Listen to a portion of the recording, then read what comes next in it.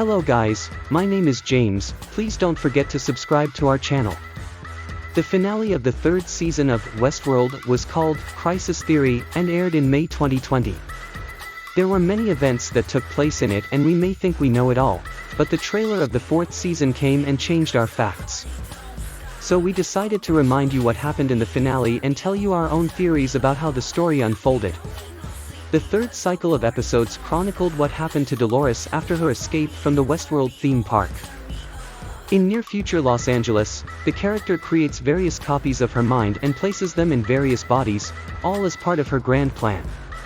But did Dolores Prime die in the Season 3 finale? At the end of the episode, Crisis Theory, we see her sacrificing herself to achieve her true mission. After being captured by Serac, Dolores' mind is examined by the technical intelligence Rehoboam in order to find the key to the sublime, the artificial reality that many hosts escape to in the second season. The thing is, Dolores doesn't have the key, specifically, she's hidden it from Bernard. As Rehoboam searches for the answer by erasing her memories, she finds nothing but a trap. Dolores manages to hack the Rehoboam, as it hacks her, and gives control to Caleb, who, with the help of Maeve, orders it to be erased and allow humanity to live freely, without the influence of Serac's technical intelligence. The last thing we see before the end credits roll is Caleb and Maeve watching the town burn. Dolores' real plan was to free humanity, good or bad that remains to be seen. So which Dolores will we see in Season 4? According to the creators and showrunners, Jonathan Nolan and Lisa Joy, the character we will see is not Prime. Her mind, however, lives and reigns, for there are two hosts who carry it.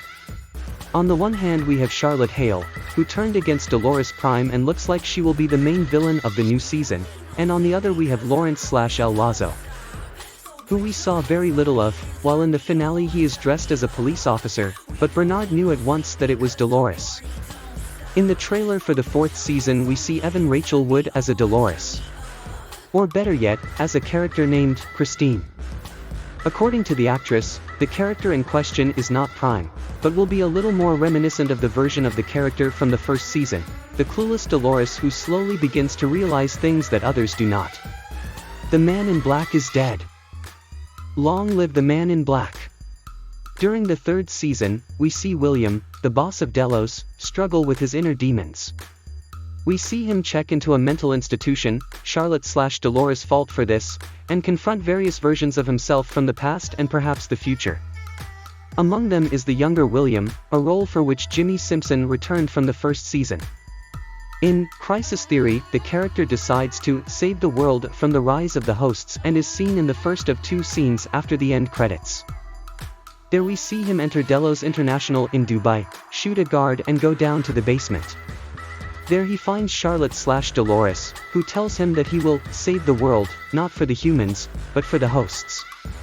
A black-clad replica of William appears, stabbing the main character, while we see that the hosts have started creating more replicas to overwhelm the world. The idea of the Man in Black being the host is something that fans have been thinking about since the beginning of the series and is a nod to the 1973 film of the same name, on which the series is based. And we may think that William is dead, but the trailer for Season 4 shows us that Charlotte/Dolores has kept him alive and imprisoned at the same time. This is consistent with the post-credits scene at the end of Season 2 where we saw the Man in Black in the future. Bernard is the last person we see in the third season finale. As we said above, while Dolores had led Serac and the viewer to believe that she possessed the key to the sublime, it was placed in Bernard's mind. Probably because she didn't trust herself to keep it safe. Early in the episode, Bernard visits Lauren Weber, Gina Torres, the now elderly wife of Arnold Weber, the co-creator of the hosts and the character Bernard is based on. As you'll remember from Season 1, the character, and us along with him, thought he was human from the start. This was all part of Doctor's scam. Ford, who had used false memories of Weber's dead son Charlie, also calls Lauren. In the finale, Bernard had the chance to meet Lauren face to face and mourn the loss of Charlie together. When he returns to the motel where he's been hiding out with fellow host Ashley Stubbs, Luke Hemsworth, Bernard puts on a VR headset and accesses Sublime.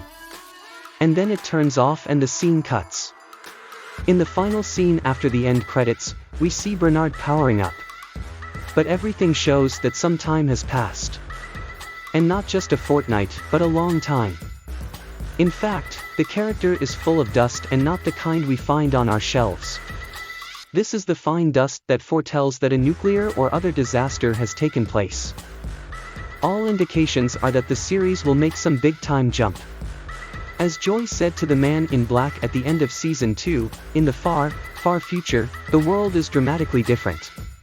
Almost destroyed.